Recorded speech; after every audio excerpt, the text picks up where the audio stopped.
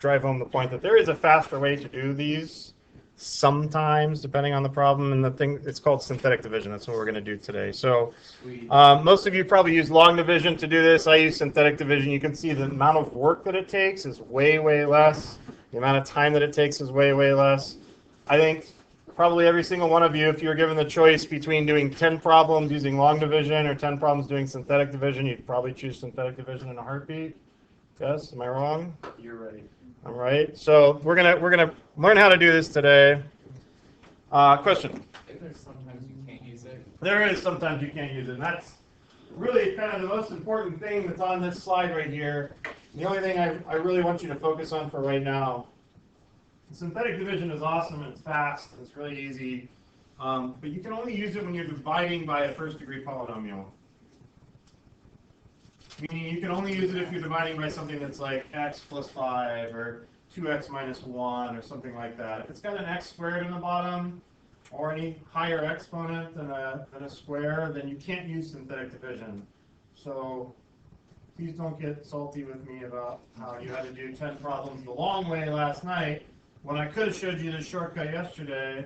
And why didn't you show me the shortcut yesterday? Well, none of the problems you did last night would have qualified for synthetic division.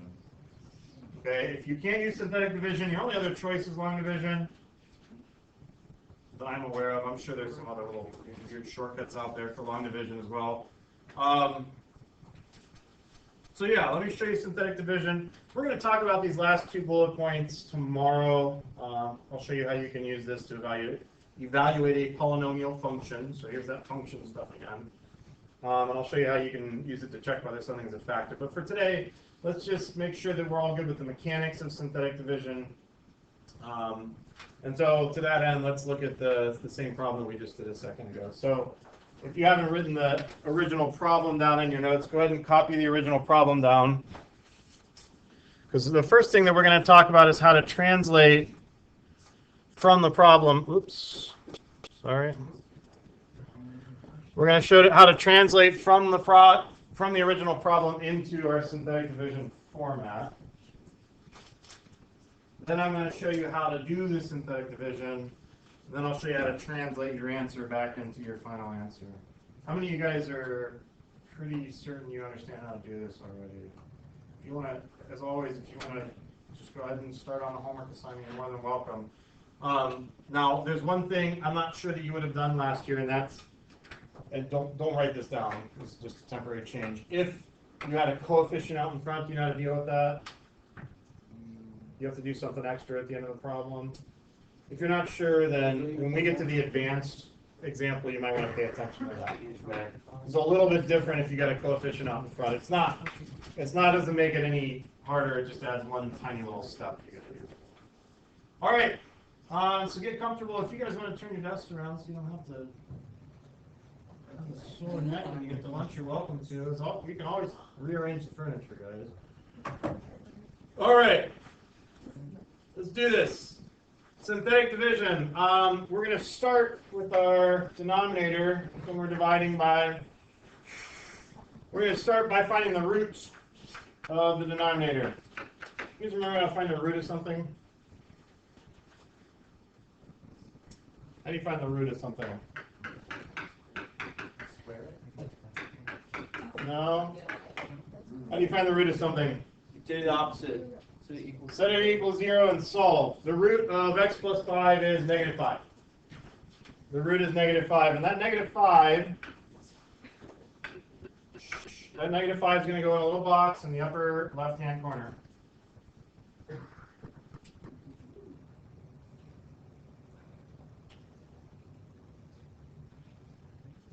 We're going to be using that a bunch as we do the problem. Then we'll deal with the thing that we're dividing, and we're specifically focusing just in on the numbers, the coefficients and the constants, also their signs. And I'm going to list those numbers in order going off to the right from this box here. So 6, positive 37, positive 30, and negative 25. The signs are important, so make sure you don't lose the negative on that 25. Yes? Now, if there was an exponent that was like skipped, we put a 0 placeholder, right? Correct. So getting a little bit ahead, but yes, if we skipped over one of our exponents, if we were missing a term, we have to put the 0 in this time. Yesterday I said it was a strong recommendation. For synthetic division, if you don't put that 0 in, it's going to be wrong. And we'll deal with that. The next example actually deals with that. Other questions before we move on? All right, so that's it. We're gonna end up with 3 rows of numbers here. So leave a little blank row underneath, and then a bar, and then there'll be 1 row of numbers underneath that bar, and there's a little box underneath the last term in that bar. So that's it. We've translated the problem into synthetic division form. Now we just have to go through the steps. All right, so remember yesterday there were 3 steps. Divide, multiply, subtract, divide, multiply. We just kept doing them over and over again. This time around, only 2 steps. Woo! So the 2 steps are add and multiply. And when we multiply, we're always going to multiply by the root. Remember what our root was for this problem? -5. All right, so we're going to add. When we add, we're always going to be adding going down. And when we multiply, the result of our multiply is going to travel up and to the right. All right, so that's it. We just add, multiply, add, multiply, add, multiply until we fill out those 2 bottom rows. So let's begin. We're going to begin by adding. We're going to add 6 with the thing underneath it. There's nothing underneath it, so our answer is just 6. The result of addition always ends up on the bottom row. So I did 6 plus nothing and got 6. Now I'm going to take that 6 that I just got and I'm going to multiply it. What am I multiplying it by? Times -5. Always by the root. Our root was -5. So I'm going to multiply 6 times -5 to get -30. -30 is going to sit right in that spot up there. We've gone 1 time through, and we just rinse and repeat until we're done. So adding going down, 37 plus -30 is 7. And then we will multiply by the roots. So times -5. 7 times -5 is -35.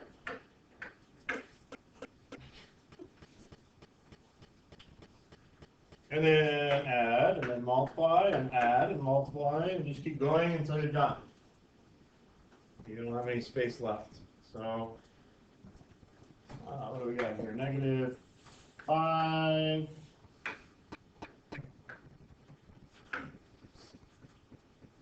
Gets multiplied by the root, which also happens to be -5, giving us positive 25. 1 more addition here, and we'll be finished.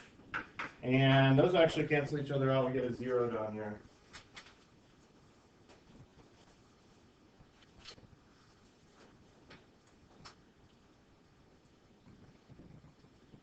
That's the process.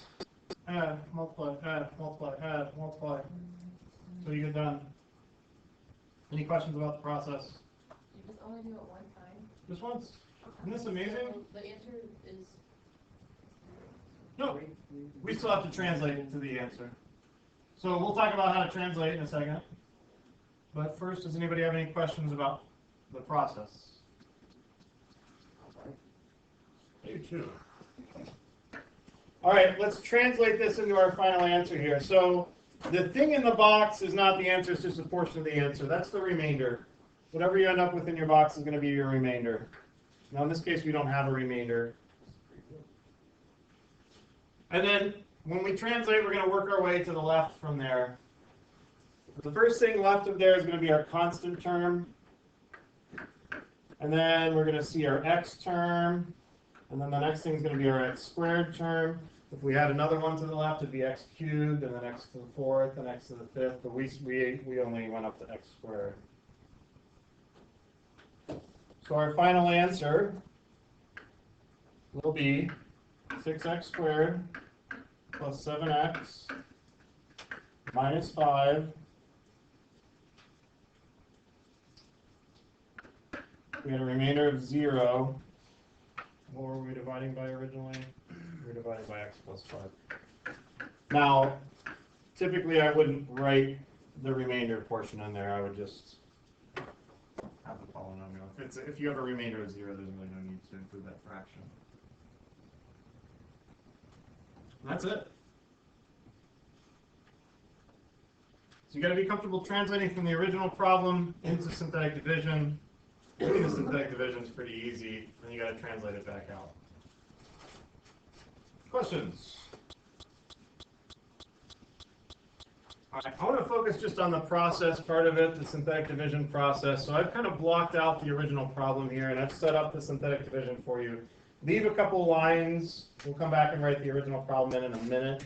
But just go ahead and copy our synthetic division here if you would, and go through that process. Add, multiply, add, multiply, add, multiply. Let's just make sure you got that part of it down.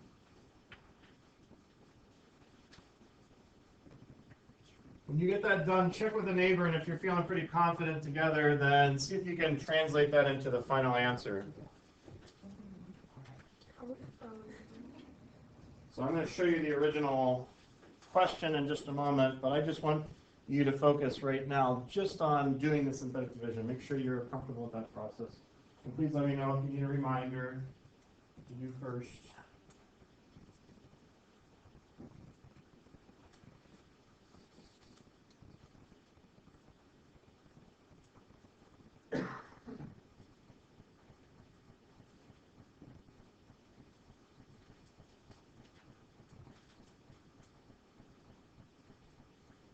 Practice this without a calculator, because you have to use these calculators on your quizzes.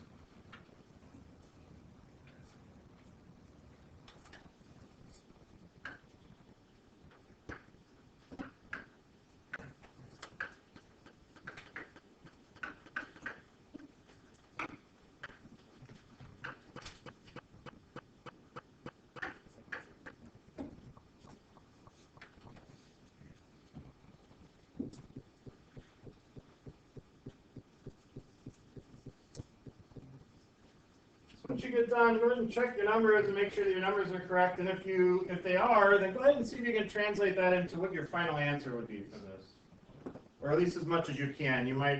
We don't have the original problem, so we don't know what we were dividing by originally. Although you may be able to figure that out. But let me know if you're not getting those numbers. Please let me know. Yes. That is correct. Can you see if you can figure out what the original problem is? That would be my next. Yeah, that's it. That's it. So if you're able to translate this and you're feeling comfortable about that, then my next challenge to you is, what's underneath this gray box here? What would the original problem be? Can you look at the synthetic division and go backwards and see and tell me what the original problem would have been? X plus 3. Shh, don't take it away. Spoiler.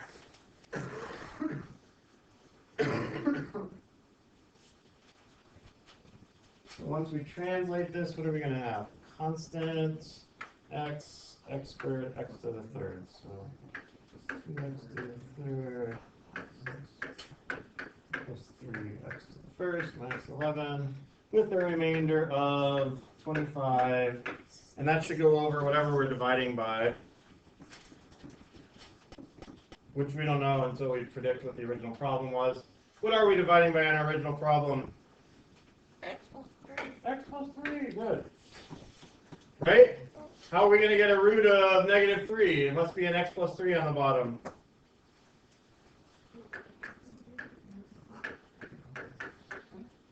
If you were able to figure out that that was the original problem, that's amazing. Good for you. If not, no big deal. That's kind of a little bit beyond what I'm expecting for today. Now let me ask you a question. How many of you that wrote down the original problem, how many of you wrote a 0x squared in there? Anybody do that? Yeah, and that's technically correct. It's unnecessary to write a 0x squared, but technically that is correct. But there is something really, really important that I need to point out here, and this is going to be the thing that's going to cause the most mistakes on this topic. So please pay attention. If I were working this original problem, and I noticed that it was missing an x squared term, it is absolutely necessary for me to include this 0 in here to represent that space. Okay? Yesterday I told you it was a good idea. With long division, I said it was a strong recommendation you put those zeros in there because that keeps everything spaced out, lined up even, right? Yesterday it was a strong recommendation. Today it is an absolute necessity. If you miss the 0, you're going to get the wrong answer every single time. Okay? You must put those zeros in or you're going to get the wrong answer. All right. See if you can do one start to finish on your own. Get my attention or somebody sitting near you's attention if you need a hint to get you started.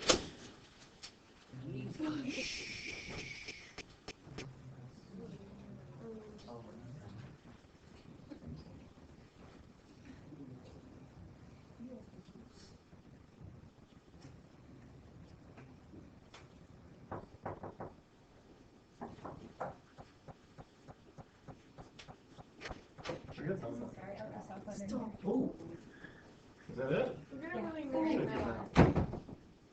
You're lucky you looked at it. You're very trustworthy. I apologize. No problem. I'm glad you found it.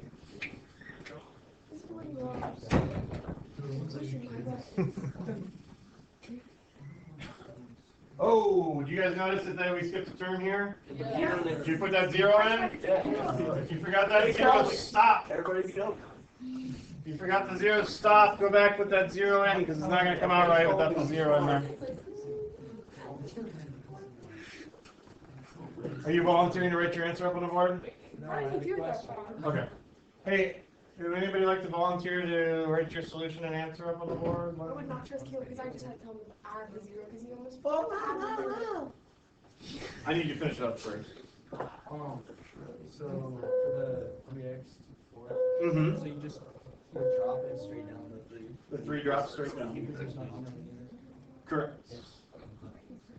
So there's always, when you set this up, when you set up your synthetic division, there's never going to be anything underneath that first term. That first term's always going to just drop straight down. Okay. Well, you're adding it with nothing. You're volunteering? We got a mistake there someplace. See if you can find it. Volunteering? Let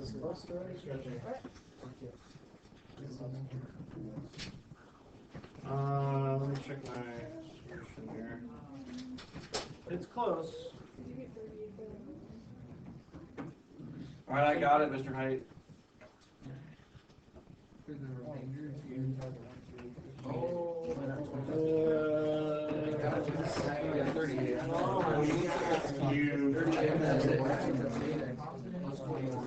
Sorry guys, I already have volunteer. Check it with the people around here, make sure you're getting it correct. We do have one more thing that we need to do here as soon as Caleb gets done writing the solution up on the board. And that's going to be the advanced level problems. How do you deal with when the thing you're dividing by has a coefficient? Keep working through this if you haven't finished it, and then check your answers with Caleb's here in a second. We have more. One more examples and slide it up. So far we've dealt with the basic version of synthetic division. For basic level problems, you're never going to see a coefficient out in front of the divisor. Guys, please.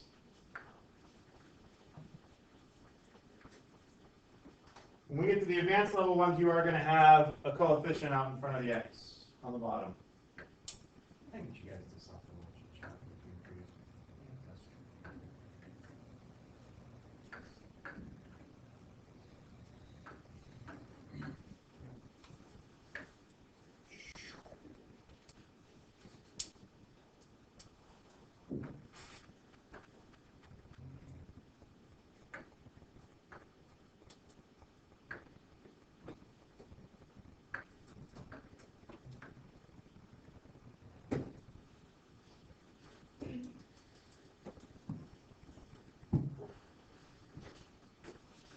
Do you want me to scroll it for you?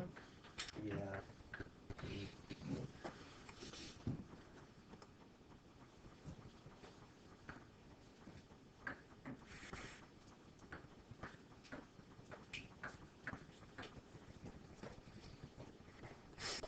Can I get the thumb meter right now and see where you guys are at on this? Alright, that's good, that's good. So one tiny little detail that we got to worry about in the advanced problem is basically going to be the exact same process we've been doing for these ones, except there's one thing we got to worry about at the end. Nicely done. Thank you, thank you. Alright. Advanced level problems, you're going to see a coefficient appear in front of your x on the bottom. So we're going to divide by something that's still going to be a first degree polynomial, but it's going to have a coefficient. Which means that more often than not, the root that you're going to get is going to end up being a fraction. We are going to have to deal with some fractions, but the problems that you're going to be doing in this section are pretty straightforward. The fractions aren't too nasty. Keep doing that.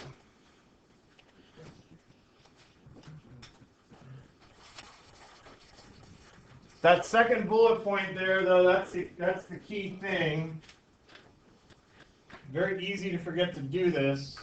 It's not that difficult to pull off, but it's very easy to forget to do it. If you got a coefficient in your divisor, then you're going to have to divide by that coefficient at the end. After you've done all your synthetic division, your quotient, not your remainder, but just the quotient on that bottom line, is all going to get divided by whatever your coefficient was. In this case, we're going to, at the very end of the problem, we're going to divide everything on our last line except the remainder by 5. And then we'll write down our final answer when we finish. So it literally takes you an extra 2 seconds. Maybe 8 seconds. It's not difficult. The difficulty, for me anyways, is just remembering to do it. So if we were going to do this using synthetic division, we'd start off the same way as before. We'd find our root. Can you guys do this in your head? Set 5x minus 1 equals 0 and solve. What are you going to get? 1/5. Is anybody nervous that we're going to be multiplying by 1/5 over and over and over again? So you know how to multiply by 1/5? Times it by 1 and divide by 5. Wonderful, thank you. Multiply by 1 and divide by 5. You guys don't know how to divide by 5. So it's going to be great. Go ahead and write your coefficients down. I always scan to see if I'm missing any terms before I start writing my coefficients down, because I'll forget to put zeros in if I don't look for them. And I don't see any place where I'm going to need any zeros in this one.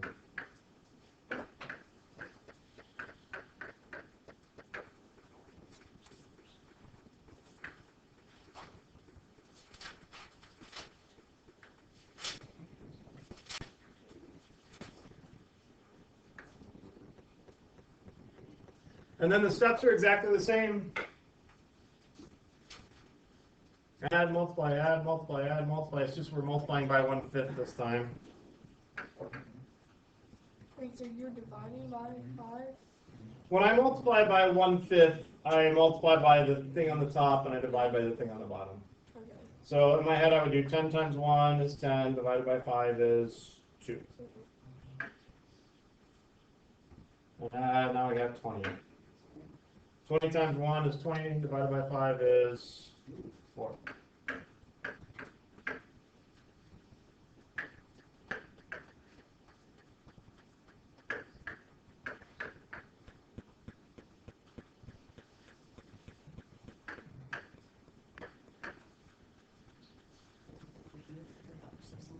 So the same process. Yes, we had to do some fraction work. That's all right.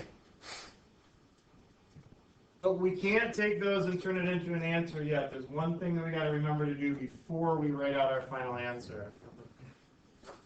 Since there was a coefficient of 5 in our divisor, all of the numbers in our quotient, that's everything on the bottom row except for the remainder, has to get divided by 5.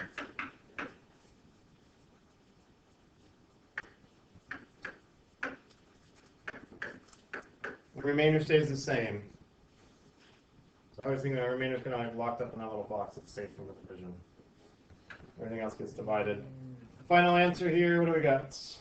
Constant x squared, x to the third, x to the fourth. So 2x to the fourth. 3x second plus 4x minus 2 with the remainder of 4 5x minus 1. And that's it. Okay, so that's the advanced level problems. Any questions? I feel like you guys are going to breeze through this homework assignment tonight. Just make sure you're checking your answers. Any questions? Any questions before we move on and talk about something else?